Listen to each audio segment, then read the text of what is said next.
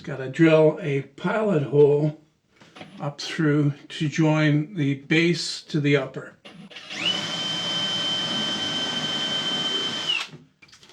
And then drive in a 2-inch screw. And I'm just going to turn it around so I can drive screws in from behind. There's 4 screws, 2 in the front and 2 in the back here. Will hold the upper to the base. Not using any glue on here, just in case I want to take this apart at some point. Okay, I'm just going to move this back where it goes, and I can plug the cord back in to the outlet back here. Okay, well, as you can see, I made up my mind on which dust collector I would use. Just want to note that this is not to collect all of the dust from the saw. It's going to work the same way as the other one did over there. It's just going to collect, hopefully, all of the fine dust that gets airborne when you make a cut inside the hood. And that way it won't get airborne in the shop. So as you can see, I've already got the vacuum put in here. I've got the electrical done. I've got my original automatic switch put in here, tucked in there neatly. Now, if you look at the vacuum cleaner, you're going to notice that there's some, stuff going on there. So basically what I did was I put the vacuum in the opening, and it really didn't fit because I didn't design the space specifically for this vacuum to begin with, but it was close. So I really didn't have to do too much with it, but I figured if I'm going to do anything with it, I might as well go all the way and cut those handles off that are really not needed anymore. And also along with that, those clips that hold the lid down, they really don't do much other than make it so that when you lift up on the vacuum, the top doesn't come off without releasing those. So I cut those off too. That just gets rid of the handles and makes it easier to position the vacuum inside the opening, but it really doesn't make it any smaller. So I had to cut a small slot in the back of the unit for the edge of the vacuum to fit in so it would clear the front. Here I'm using my compact compass to draw a 3-inch hole. And then I can cut that out with the jigsaw, and then the inlet will just poke right through that. And if I want to, I can connect a hose to that right inside the hood.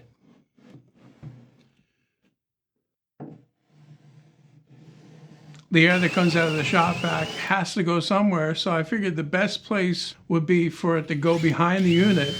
So I used my hole saw to drill some angled holes in the back panel.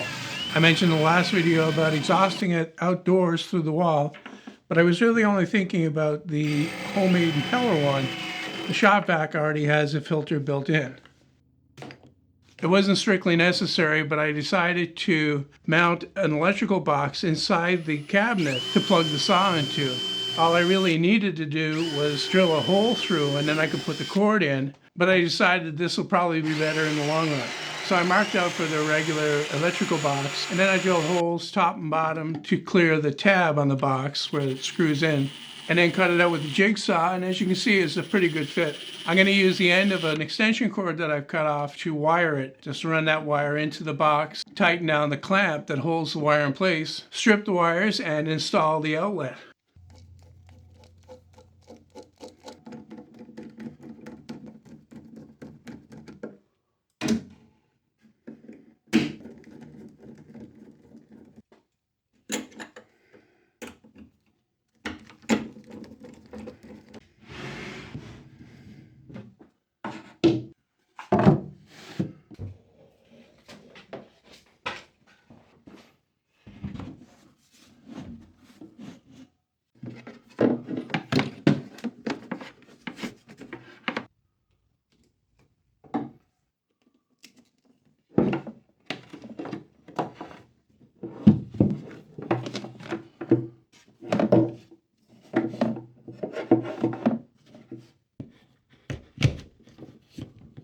And now to test it out, I'm just using the jigsaw. That should be enough to trigger it.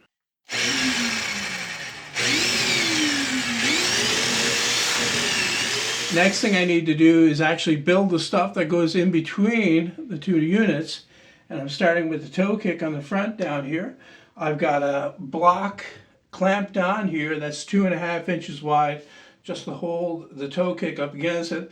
I've also got a shim put under here to lift it up because of the feet that I put on there to, scribe it to the floor. And now I'm going to drive 2-inch screws from behind inside the cabinet to hold it in place. I'm not using any glue on this joint at all. I won't be gluing any of the parts that make up the middle part of the cabinet. And I'm doing the same thing over here.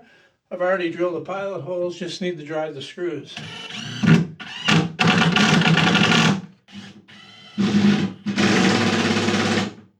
Same thing for the back toe kick. I'm just going to drive screws from the inside. It's spaced away from the back of the cabinet by the same amount, 2.5 inches.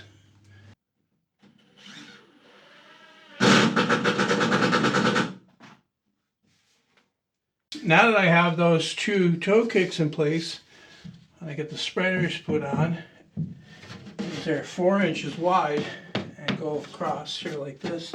And basically what they do is they replace a full shelf. There's one at the front and one at the back. You could, however, make it a full shelf if you wanted to.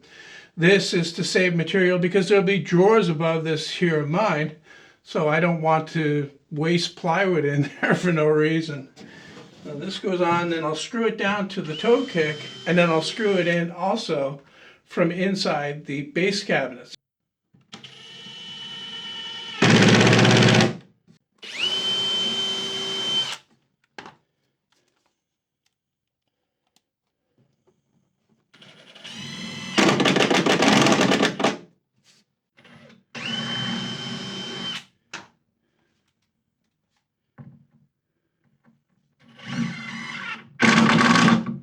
I've got the base in this area done. I got to put this divider in place. There's a couple of different ways to do this. One is to screw up from underneath, which is difficult. I'd have to move the thing out and tip it over. Another way is to use pocket screws down into the stretchers. The way that I'm going to do it is just use biscuits to spline the bottom of the panel to these with glue. No actual screws. So I've got marks made here. I've got the fence taken off my biscuit joiner. I've got a fence set up to go against. I just got to cut the slot in the bottom first, and then I'll cut it in the panel to match.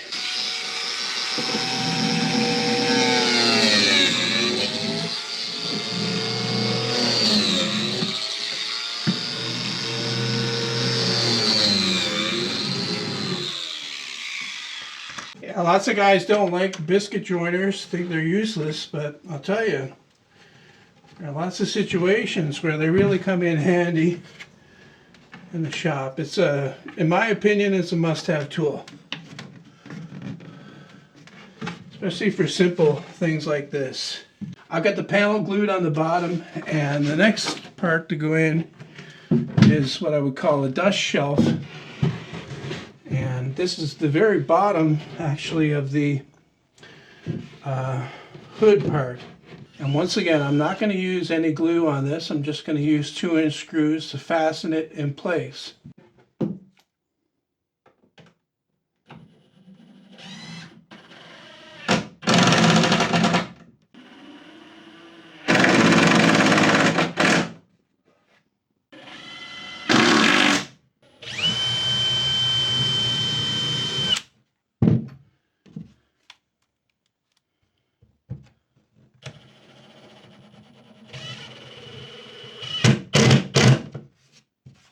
With that shelf in place, the bulk of the center section is done, other than drawers, that is.